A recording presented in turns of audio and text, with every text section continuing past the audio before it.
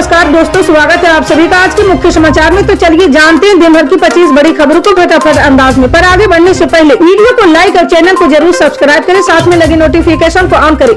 चलिए video start करते हैं। जी हां, आपको बता दें कि प्रधानमंत्री किसान सम्मान निधि की 13वीं किस्त का इंतजार कर रहे करोड़ों लाभार्थियों के लिए बड़ी खबर है। अगर आपने भी इस सरकारी योजना के लिए अप्लाई कर रखा है तो इसी महीने आपके खाते में पैसा आने वाला। लेकिन इससे पहले कृषि मंत्रालय ने नियमों में बड़ा बदलाव कर दिए हैं, जिसकी वजह से करोड़ों किसानों के अकाउंट में पैसा नहीं आएगा। जी हाँ, यूपी सरकार की ओर से दी गई जानकारी के मुताबिक पीएम किसान की 13वीं किस्त का पैसा सिर्फ कुछ ही लाभार्थियों को मिलेगा। यूपी सरकार ने कहा है कि जो भी किसान इन 4 पैरामीटर को पूरा करेगा, सिर्फ उनके खाते में ही पैसा आएगा। जी हाँ, पहला, किसान के भूमि रिकॉर्ड में ये लिखा होना चाहिए कि किसान वास्तव में उस जमीन का मालिक है। दूसरा, इसके अलावा पीएम किसान पोस्टर पर किसान ने अपने EKYC प्रोसेस को पूरा कर रखा हो। तीसरा, इसके भी अलावा किसान का बैंक खाता आधार से जुड़ा होना चाहिए। चौथा, बैंक खाता भारतीय राष्ट्रीय भुगतान निगम से भी जुड़ा होना चाहिए। जी आपको बता दें कि भाजपा ने 2023 में 9 राज्यों में होने वाले विधानसभा चुनाव की तैयारियां शुरू कर दी है। कल से भाजपा की राष्ट्रीय कार्यकारिणी की बैठक शुरू हुई थी। ये मंगलवार यानी 17 जनवरी आज तक चलेगी। मीटिंग शुरू होने से पहले प्रधानमंत्री नरेंद्र मोदी ने संसद मार्ग से NDMC कन्वेंशन सेंटर तक करीब 15 मिनट रोड शो किए थे। इसके बाद वे कार्यकारिणी की बैठक में शामिल हुए थे। जी हाँ, कार्यकारिणी की बैठक में गृह मंत्री अमित शाह, रक्षा मंत्री राजनाथ सिंह और पार्टी अध्यक्ष JP नड्डा, सभी महासचिव, भाजपा शासित राज्यों के मुख्यमंत्री, सभी प्रदेश अध्यक्ष और बाकी पदाधिकारी भी शामिल हुए थे। इससे पहले भाजपा हेडक्वार्टर में सोमवार सुबह नड्डा ने पार्टी पदाधिकारियों के साथ बैठक की थी। जी हाँ, आपको बता दें कि कर्नाटक चुनाव को लेकर कांग्रेस पार्टी ने अपना प्रचार भी शुरू कर दिए। लोगों को बड़े बड़े वादे किए जाने लगे हैं। कांग्रेस नेता प्रियंका गांधी सोमवार को कर्नाटक पहुंची थी। उन्होंने वहां पर एक रैली को संबोधित करते हुए सिर्फ बीजेपी पर निशाना नहीं साधा, बल्कि राज्य की महिलाओं को सशक्त करने का अपना प्लान भी समझाया। उनकी तरफ से ऐलान किया गया कि कर्नाटक में कांग्रेस की सरकार बनने के बाद हर महिला को प्रति महीना 2000 रुपये दिए जाएंगे। डायरेक्ट बैंक ट्रांसफर के जरिए ये पैसा महिलाओं तक पहुंचाए जाएंगे।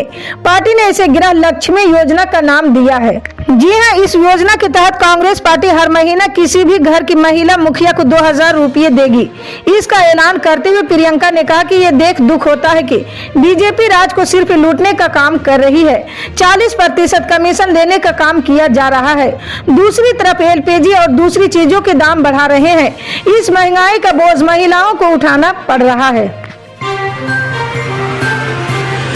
जी हाँ, आपको बता दें कि दिसंबर 2022 में थोक महंगाई दर में बड़ी गिरावट देखने को मिली। कल यानी सोमवार को जारी सरकारी आंकड़ों के मुताबिक होलसेल प्राइस बेस्ड इन्फ्लेशन घटकर 4.95% पर आ गई। इससे पहले नवंबर में ये 5.85% पर थी। ये इसका 22 महीना का निचला स्तर है। इससे पहले फरवरी 2021 में महंगाई दर इससे कम 4.83% पर थी। पिछले साल नवंबर 2021 में WPI 14.27% पर थी।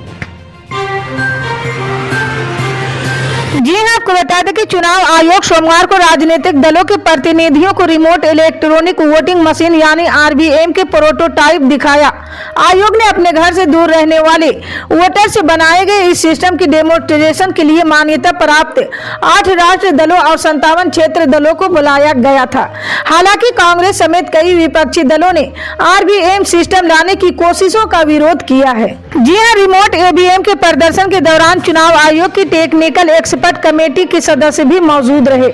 आयोग का कहना है कि रिमोट इलेक्ट्रॉनिक वोटिंग मशीन यानी RVM की मदद से अपने घर से दूर किसी दूसरे शहर या राज्य में रहने वाले वोटर से विधानसभा लोकसभा चुनाव में वोट डाल सकेंगे। यानी मतदान के लिए उन्हें अपने होम टाउन नहीं आना होगा।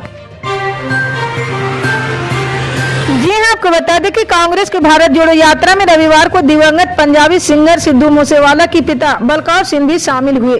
कांग्रेस सांसद राहुल गांधी ने बलकौर सिंह के साथ अपनी तस्वीर को ट्विटर पर शेयर किए हैं और लिखा, आज जलंधर में मशहूर पंजाबी गायक और कांग्रेस नेता सिद्धू मूसेवाला के पिता बलकौर सिंह यात्रा में शामिल हुए। मैंने उनमें अद्भुत साहस और धीरज देखा। उनकी आंखों में अपने बेटे के लिए गर्व है और दिल में बेशुमार प्यार झलका है। मेरा सलाम है ऐसे पिता को।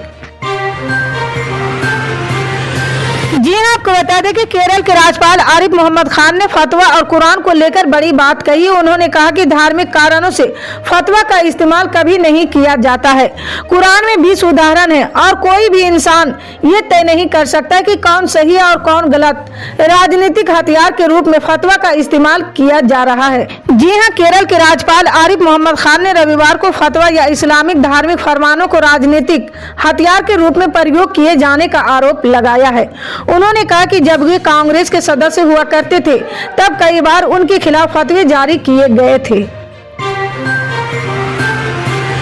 जी हाँ, आपको बता दें कि राजनीतिक में उस ठहरे हुए पानी की तरह होती है जहां धाराएं एक दूसरे को अंदर ही काटती रहती है। यूपी के राजनीतिक में मैनपुरी लोकसभा उपचुनाव के नतीजों ने तय कर दिया कि सियासत में कभी वक्त एक समान नहीं रहता। साल 2022 में प्रदेश में विधानसभा चुनाव हुआ था, लेकिन इस चुनाव के नतीजे आने से पहले कौन कह सकता था कि सुहेलदेव भारतीय समाज पार्टी के नेता ओपी राजभर के सुर बीजेपी से मिलने लगेंगे और अखिलेश यादव उनके चाचा शिवपाल यादव एक ही मंच पर आकर योगी सरकार को उखाड़ फेंकने का दम भरने लगेंगे। जी हाँ, प्रदेश के राजनीतिक में शिवपाल यादव के पास खोने के लिए कुछ नहीं बचा था। उनकी पार्टी प्रगति से समाजवादी पार्टी किसी भी चुनाव में कुछ नहीं खास कर सकी। उधर अखिलेश यादव को भी समझ में आ गया कि अगर मुलायम सिंह यादव की बिखर रही विरासत को फिर समेटना है तो बिना चाचा शिवपाल को साथ लाए काम बनेगा नहीं। मैनपुरी उपचुनाव ने दोनों नेताओं को मौका दे दिया है। जी हाँ, आपको बता दें कि नागौर के परबतसर में राजस्थान के पूर्व उप मुख्यमंत्री सचिन पायलट ने एक किसान सभा को संबोधित किए हैं। इस दौरान उन्होंने एक पचरंगी साफा पहना। ये साफा इतना बड़ा था कि इसे परबतसर विधानसभा की हर पंचायत के सदस्यों ने पकड़कर सचिन पायलट तक पहुंचाया। साफा की लंबाई ज्यादा होने के कारण पायलट उसे सिर से बांधते बांधते हंपने लगे। इसके बाद उन्होंने साफा बांधा और अपने सिर से उतार कर विधायक रामनिवास गावड़िया को पहना दिया, जिसके बाद गावड़िया ने उनके पैर छूकर आशीर्वाद लिए हैं। जी हाँ, पायलट ने इस सभा के माध्यम से कई बातें रखी। उन्होंने किसान सभा के मंच से केंद्र सरकार पर निशाना साधा है। उन्होंने कहा कि आज से 9 साल पहले देश पर 56,000 करोड़ का कर्ज था, लेकिन केंद्र सरकार की वजह से ये लगातार बढ़ा है और 1.5 लाख करोड़ पहुंच गया है। इसके बाद सचिन पायलट ने अग्निवीर योजना पर सवाल उठाते हुए कहा कि राजस्थान के मरवाड़ और नागौर से हजारों युवा देश सेवा में जाते हैं, लेकिन अब बीजेपी सरकार 4 साल के बाद उन्हें नौकरी से निकाल देगी। जी हाँ, उन्होंने कहा कि कांग्रेस सरकार को लोगों की जरूरतों का ख्याल रहता है, लेकिन इस सरकार को लोगों की परेशानियों और जरूरतों से कोई सरोकार नहीं है। जी हाँ, आपको बता दें कि उत्तराखंड पुलिस प्रशासन से एक बड़ी खबर सामने आई है। यहाँ उत्तराखंड पुलिस के 20 दरोगा एक साथ निलंबित किए गए हैं। एडीजी डॉक्टर वी मुरुगेसन ने इसके लिए निर्देश जारी किए। साल 2015 से 2016 में सब इंस्पेक्टर की हुई भर्ती जांच में हुए खुलासे के बाद ये कार्रवाई की गई। भर्ती में धोखाधड़ी और नकल करके पास होने का आरोप है। संबंधित पुलिस कप्तानों को निलंबित दरोगाओं की सूची भेज दी गई है। जाँच पूरी होने तक ये 20 दरोगा निलंबित रहेंगे। जी हाँ, आपको बता दें कि दिल्ली विधानसभा के शीतकालीन सत्र का पहला दिन हंगामेदार रहा है। कार्रवाई शुरू होते ही भाजपा और आम आदमी के विधायकों ने एक दूसरे के खिलाफ नारेबाजी की है। इसके बाद कार्रवाई आज तक के लिए स्थगित कर दी गई है। उधर आम आदमी विधायकों ने टीचर्स को ट्रेनिंग के लिए फिनलैंड नहीं भेजने के मामले को लेकर एलजी के खिलाफ प्रदर्शन किया है। हालांकि एलजी ने सभी आरोपों को खारिज कर दिया है। जी हां, आम आदमी विधायक दिल्ली विधानसभा से एलजी दफ्तर तक मार्च किया और उनसे मिलने की मांग की है। इस मार्च में केजरीवाल और डिप्टी सीएम मनीष सिसोदिया भी शामिल हुए। एलजी ने आम आदमी विधायकों के साथ मुलाकात की मांग नहीं मानी है। हालांकि केजरीवाल और सिसोदिया से मिलने के लिए तैयार हो गए। जी हाँ, आपको बता दें कि उत्तर और उत्तर पश्चिम भारत में सोमवार को कड़ाके की ठंड का प्रकोप जारी रहा है। देश के कई हिस्सों में न्यूनतम तापमान 1 से 3 डिग्री सेल्सियस के बीच दर्ज किया गया। वहीं मैदानी इलाकों में हिमालय से आने वाली बर्फबारी उत्तर पश्चिमी हवाओं के साथ अगले 2 दिनों में इस क्षेत्र में और भी अधिक ठंड पड़ने की संभावना है। जी हां, भारत मौसम विज्ञान विभाग ने कहा कि 2 पश्चिमी विक्षोभ के कारण 19 जनवरी से शीतलहर की स्थिति समाप्त हो जाएगी, जिससे उत्तर भारत के कई क्षेत्रों को राहत मिलेगी। आईएमडी ने एक बयान में कहा है कि दिल्ली के कई हिस्सों और पंजाब, हरियाणा, राजस्थान, उत्तर प्रदेश और मध्य प्रदेश के कुछ हिस्सों में शीतलहर से लेकर गंभीर शीतलहर की स्थिति बनी हुई है। इसी तरह की पल पल के अपडेट जानने के लिए जुड़े रहे हमारे न्यूज इंडिया के साथ। मिलते हैं अगली बड़ी खबर में, तब तक के लिए जय हिंद।